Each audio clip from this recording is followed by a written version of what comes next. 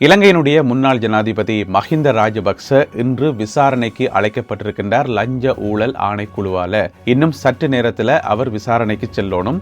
இன்றைக்கு எத்தனை மணித்தியாலும் விசாரணை நடக்கும், விசாரணைகள் முடிவில் என்ன நடக்கும் எதுவுமே எங்களுக்கு தெரியாது. இன்றைக்கு இலங்கையை பொறுத்த வரைக்கும் மிக மிக முக்கியமான ஒரு நாள். அதாவது நல்ல நாள் என்று சொல்ல வரையில், ஆனால் முக்கியமான நாள், இலங்கையினுடைய வரலாற்றில் ஒரு முக்கியமான நாள். ஏன் என்பது சம்பந்தமாக விரிவாக விளக்கமாக இந்த காணொலியில் பார்க்கலாம். அப்போ உங்களுக்கு ஒரு கேள்வி வரும், மஹிந்த ராஜபக்ச இதுக்கு முதல் எப்பயாவது விசாரணை கலைக்கப்பட்டுக்காரா, எப்பயாவது இந்த மாதிரி விசாரிக்கப்பட்டுக்காரான்ற ஒரு கேள்வி வரும் தானே. அதற்கான பதில்களையும் விரிவாக இந்த காணொலியில் பார்க்க இருக்கிறோம். இது முதலாவது செய்தி. அதோட இன்னும் ஒரு முக்கியமான செய்தி ஒன்று இருக்குது, செவ்வந்தியை பற்றிய செய்தி. கனகாலமாக செவ்வந்தியை பற்றி நாங்கள் ஒரு செய்தியுமே சொல்லல. இப்போ பார்த்தீங்கன்னு சொன்னால் புதுசாக ஒரு சம்பவம் நடந்திருக்குது. செவ்வந்தி துப்பாக்கி கொடுத்தாதான் ஒரு நபர், அப்படி ஒரு நபரை போலீசார் நீண்ட காலமாக தேடிக்கொண்டு வந்தார்கள். ஏன்னு சொன்னால் அது இவ்வளவு காலம் மர்மமாக இருந்தது. இப்போ பார்த்தீங்கன்னு சொன்னால் நாங்கள் நெச்சே பார்க்க முடியாத ஒரு வெளிநாட்டில் துரத்தி பிடிச்சி அவர் கைது செய்யப்பட்டு இலங்கைக்கு அழைத்து வரப்பட்டிருக்கின்றார். எனவே அது குறித்த சில சுவாரஸ்யமான செய்திகள் எல்லாம் இருக்குது. அவற்றையும் இந்த காணொலியில் விரிவாக பார்க்கலாம். தமிழடியான் சொந்தங்கள் அனைவருக்கும் வணக்கம். மே மாதம் 12ஆம் தேதி 2026 செவ்வாய்க்கிழமை. வாருங்கள் காணொலிக்குள் போகலாம். நான் ஏற்கனவே சொன்ன மாதிரி இன்றைக்கு இலங்கையினுடைய வரலாற்றில் ஒரு மிக மிக முக்கியமான நாள். ஏனென்று சொன்னால் மஹிந்த ராஜபக்ச தானே வெளிக்கிட்டு லஞ்ச ஊழல் ஆணைக்குழுவினுடைய அலுவலகத்துக்கு விசாரணைக்கு போகிறார். இப்படி ஒரு சம்பவம் இதுக்கு முதல் நடந்ததான்னு கேட்டிங்கன்னு சொன்னால் நடக்கல. இதுதான் முதல் தடவையாக நடக்குது. இவ்வளோ காலமும் அழைப்பெல்லாம் விடுக்கப்பட்டது விசாரணைக்கு வர சொல்லி, ஆனால் மஹிந்த ராஜபக்ச போகல. அதனால் இன்றைக்கு ஒரு முக்கியமான நாளாக நாங்கள் பார்க்கலாம். இதுக்கு மேலேயும் அவரால் சாட்டு சொல்ல முடியாது. இல்லை நான் விசாரணைக்கெல்லாம் வரமாட்டேன், ஒத்துழைக்க மாட்டேன்னு சொல்லியெல்லாம் சொல்ல முடியாது. அந்த காலமெல்லாம் எப்பயோ மலையேறி போயிட்டுது. அதனால் இன்றைக்கு அவர் விசாரணைக்கு போகிறார். என்ன பிரச்சனைன்னு சொன்னால், இலங்கையினுடைய வரலாற்றில் ஒரு முன்னாள் ஜனாதிபதி ஒருவர் கைது செய்யப்பட்டது ஒரே ஒரு ஆள் தான். அவர்தான் ரணில் விக்ரமசிங்க. அவர்தான் இதுவரைக்கும் கைது செய்யப்பட்ட ஒரே ஒரு ஜனாதிபதியாக இருக்கிறார். அவருடைய அந்த ரெக்கார்டை இன்றைக்கு மஹிந்த ராஜபக்ச உடைப்பாரான்னு சொல்லி சமூக வலைத்தளங்கள் எல்லாம் ஒரே செய்திகள் பரவி கொண்டிருக்கிறது. எனவே அது என்ன நடக்கும் என்றதை நாங்கள் பொறுத்திருந்தான் பார்க்கணும். இப்போ இதுக்கு முதல் எப்பயாவது விசாரணைக்கு இந்த மாதிரி இவர் போயிருக்கிறாரா, தன்னுடைய வீட்டிலேருந்து வெளிக்கிட்டு அந்த அலுவலகத்துக்கு விசாரணைக்கு போயிருக்கிறாரா, இந்த மாதிரி வாக்குமூலங்கள் கொடுத்துக்கிறாரான்னு கேட்டிங்கன்னு சொன்னால் இதுக்கு முதல் அப்படி நடந்ததே இல்லை என்று நாங்கள் சொல்லலாம். ஒரே ஒரு சந்தர்ப்பத்தில் மட்டும் தானே வெளிக்கிட்டு போய் ஒரு இடத்துல போய் வாக்குமூலம் கொடுத்தவர். அது என்னன்றது சம்பந்தமாகவும் பார்க்கலாம். முதலாக மஹிந்த ராஜபக்சவை எப்போ விசாரணைக்கு அழைக்கப்பட்டது, அன்றைக்கு என்ன நடந்தது என்று சொல்லி பார்ப்போம். 2015 ஏப்ரல் மாதம் 24 அப்போதான் உங்களுக்கு தெரியும், புதிதாக அரசாங்கம் ஒன்று உருவாகி இருந்தது. அதாவது 2015 ஜனவரி மாதம் 8 எலெக்ஷன் இருந்ததானே, ஜனாதிபதி தேர்தல். அதில் மஹிந்த ராஜபக்ச தோத்துட்டார். புதிய ஜனாதிபதியாக தெரிவு செய்யப்பட்டவர் மைத்திரிபால சிறிசேன. புதிய அரசாங்கம் ஒன்று உருவாகி, அதுதான் நல்லாட்சி அரசாங்கம். நல்லாட்சி அரசாங்கம் ஒன்று உருவாகி ஜனவரி மாதம் 9 அவர் பதவியேற்று அப்படியே போய் கொண்டு இருக்குது. சரியா, மைத்திரிபால சிறிசேன பதவியேற்று ஒரு 3 மாதம் கழித்து அப்போ என்ன அரசாங்கம் வாக்குறுதி கொடுத்திருந்தது, இந்த மாதிரி விசாரணைகள் எல்லாத்தையும் துரிதமாக நடத்துவோம், குற்றம் செய்தவர்களுக்கு தண்டனை கொடுப்போம் என்று சொல்லித்தானே நல்லாட்சி அரசாங்கம் உருவாக்கப்பட்டது. அப்போ ஒரு 3 மாதம் கழித்து மஹிந்த ராஜபக்சவை விசாரணைக்கு கூப்பிட்டது முதல் முறையாக 2015 ஏப்ரல் மாதம் 24 அவ விசாரணைக்கு கூப்பிட்டதாருன்னு கேட்டீங்கன்னு சொன்னா இதே அமைப்பு தான். இன்றைக்கு விசாரணைக்கு கூப்பிட்டு அதே அமைப்பு தான் லஞ்ச ஊழல் ஆணைக்குழு. ஏன் விசாரணையை கூப்பிட்டது, என்ன கேஸ் என்று கேட்டீங்கன்னு சொன்னா, 2015 ஜனவரியில் எலெக்ஷன் நடந்தது தானே, ஜனாதிபதி தேர்தல். அந்த தேர்தலுக்கு விளம்பரங்கள் கொடுக்கத்தானே வேணும். மஹிந்த ராஜபக்ச எனக்கு வாக்கு போடுங்கள் என்று சொல்லி விளம்பரம் கொடுக்கத்தானே வேணும். அந்த விளம்பரத்தை தன்னுடைய சொந்த காசில் போட்டிருந்தா பரவாயில்லை. என்ன செய்து விட்டார் அவர், அப்போ ஜனாதிபதி தானே மஹிந்த ராஜபக்ச, இலங்கை ரூபவாணி கூட்டுத்தாபனத்தில் ரூபவாணி தொலைக்காட்சியில் நிறைய விளம்பரங்களை போட்டு விட்டார். பிடிச்சி எல்லாமே இலவச விளம்பரம். அப்படி போடலாமா? நீங்கள் என்னதான் நாட்டினுடைய ஜனாதிபதியாக இருந்தாலும் ரூபவாணி கூட்டுத்தாபனத்தை மிஸ்யூஸ் பண்ணலாமா? இல்லை தானே. அதில் ரூபவாணி கூட்டுத்தாபனத்துக்கு 6 லட்சம் ரூபாய் நஷ்டத்தை ஏற்படுத்தினார் மஹிந்த ராஜபக்ச என்று சொல்லி, அதுவும் விளம்பரங்கள் திரும்ப திரும்ப ஆரம்பரமாக போட்டிருப்பார் பொருளுக்கு, நல்ல பிரைம் டைமில் போட்டு நல்லபடியாக விளம்பரம் செய்திருப்பார் பொருளுக்கு 6 லட்சம் ரூபாய் நஷ்டம். அப்போ லஞ்ச ஊழல் ஆணைக்குழு கேட்டது, இந்த மாதிரி நீங்கள் ஜனாதிபதியாக இருக்க 6 லட்சம் ரூபாய் நஷ்டம் ஏற்படுத்திட்டீங்கள், வாங்க விசாரணை கண்டு கூப்பிட்டா அது மஹிந்த ராஜபக்சவுக்கு பிடிக்கல. அவர் என்ன சொன்னவர் தெரியுமா, என்ன விசாரணையை கூப்பிடுறீங்களா? நான் வரணுமா? நான் யார் தெரியுமா? நான் யுத்தத்தை வென்றனான், நான் அப்படி செய்து நான் இப்படி செய்து தெரிஞ்சு அவர் ஒரு புராணம் ஒன்று வச்சுக்கார். அந்த புராணத்தை பாடி நான் பெறவே மாட்டேன்னு சொன்னோன்னே அவர் மட்டுமில்லை, அவருடைய ஆதரவாளர்கள், பாராளுமன்ற உறுப்பினர்கள், பெரிய பெரிய ஆக்கெல்லாம் பெரிய போர்க்கோடியெல்லாம் தூக்கி ஏதோ இலங்கையில் கலவரமே வந்துடும் மாதிரி அவ்வளோ ஒரு பயங்கர பதட்டமாகவும் டென்ஷனாகவும் இருந்தது.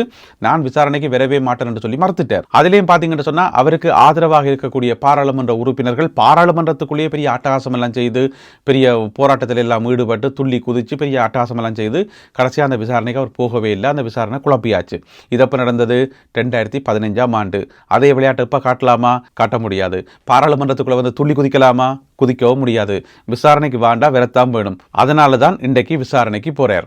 சரி என்று 2015ஆம் ஆண்டில் இன்னும் ஒரு சம்பவம் நடந்தது. ஜூன் மாதம் 6ஆம் மாதம் அந்த சம்பவம் நடந்து 2 மாதம் கழிச்சு திருப்பி ஒரு சம்பவம் நடந்தது. இந்த சிறிலிய சவிய என்று சொல்லி ஒரு வங்கி கணக்கு கொண்டு வச்சிருந்து அவரும் அவருடைய மனைவி சிராந்தி ராஜபக்சவும் பண மோசடியில் ஈடுபட்டார்கள் என்று சொல்லி அந்த வழக்கு இன்று வரைக்கும் போய்கொண்டிருக்குது. அப்படி ஒரு வழக்குக்கு குற்றப்புலனாய்வு பிரிவு இருக்குது தானே, சிஐடி, அதனுடைய FCID நிதியியல் குற்றப்புலனாய்வு பிரிவு வந்து விசாரணைக்கு வர சொல்லி கூப்பிட்டது மஹிந்த ராஜபக்சவை. அதுக்கும் அவர் போகல.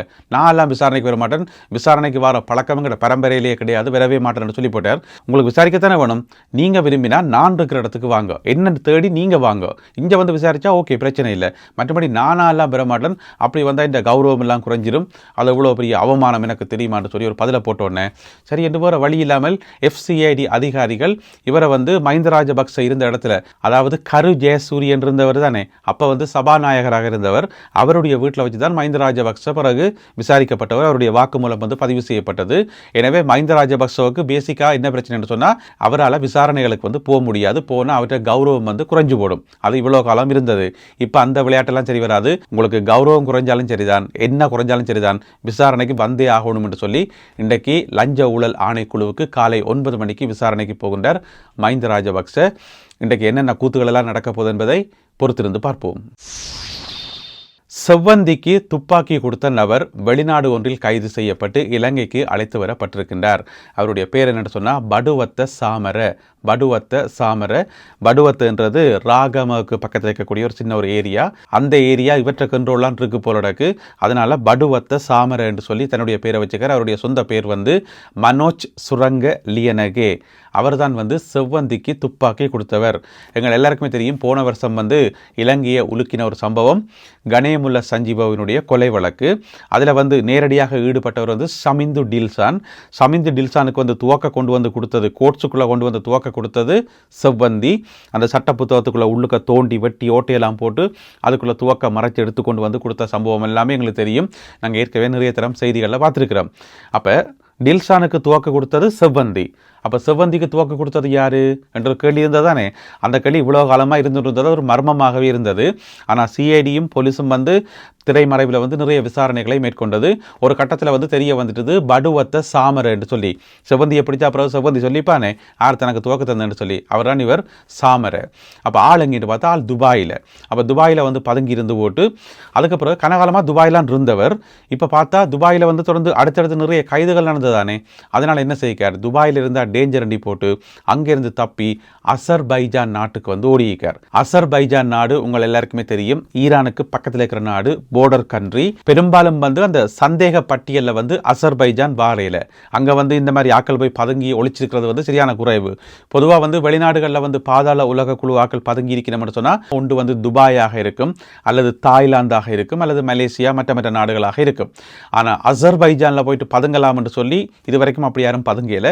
இவர் புதுசாக கண்டுபிடிச்சிக்கார். யாருக்குமே தெரியாத ஒரு நாட்டில், யாருக்கும் சந்தேகமே வராத ஒரு நாட்டில் போய் நைஸாக இருப்ப வேண்டி போட்டு இப்போ ஒரு 7-8 மாதத்துக்கு முதல் போய் அங்கே இருந்துக்கார். அங்கத்தை போலீஸில் போய் பிடிபட்டு போனார். அங்கத்தை போலீஸ் செக் பண்ணிக்கிட்டு சும்மா ஒரு ஆள் தெரியுது அங்கேயும் இங்கேயும் வேண்டி போட்டு செக் பண்ணி பார்த்தா அவருக்கு விசாவும் இல்லை, ஒன்றும் இல்லை. அது மட்டும் இல்லாமல் இன்டர்நேஷனல் போலீஸினுடைய ரெட் நோட்டீஸ் இருக்குது தானே, அது வந்து ஏற்கனவே அவருக்கு எதிராக விடப்பட்டிருந்தது. எனவே கம்ப்யூட்டரில் வந்து லிஸ்ட்டில் வந்து பேர் இருக்குதால உடனடியாக போலீஸ் பிடிச்சிட்டு போன மாதம் ஏப்ரல் மாதம் 7ஆம் தேதி போலீஸ் பிடிச்சது. போலீஸ் பிடிச்சிட்டு உடனடியாக இலங்கை போலீஸாருக்கு, இலங்கை குற்றப்புலனாய்வு பிரிவினருக்கு வந்து அறிவிக்கப்பட்டது. அதுக்கு பிறகு குற்றப்புலனாய்வு பிரிவை சேர்ந்த 3 அதிகாரிகள், ஒரு உதவி போலீஸ் அத்தியட்சகர், மற்றொரு போலீஸ் இன்ஸ்பெக்டர் மற்றும் ஒரு போலீஸ் உத்தியோகத்தர்னு சொல்லி 3 பேர் போயிட்டு ஆளை இப்போ இலங்கைக்கு அழைத்து வந்திருக்கிறார்கள். நல்ல வடிவா அலுமினிய பேப்பரால் எல்லாம் இழுத்து மூடி எந்திரன் படத்தில் வர ரஜினிகாந்த் மாதிரி ஒரு கெட்டப்பில் வந்து கட்டுநாயக்கா விமான நிலையத்தில் வந்து இறங்கினார் படுவத்த சாமர 10ஆம் தேதி இரவு 10 மணிக்கு. எனவே இந்த கேசுகளுக்காக இப்பொழுது அவர் கைது செய்யப்பட்டு தீவிரமாக விசாரிக்கப்பட்டு வருகிறார். இந்த காணொலியில் பகிர்ந்து கொள்ளப்பட்ட இந்த செய்திகள் தொடர்பான உங்களுடைய கருத்துக்களை மறக்காமல் கீழே எழுதுங்கள். மீண்டும் சந்திப்போம் உறவுகளே. நன்றி, வணக்கம்.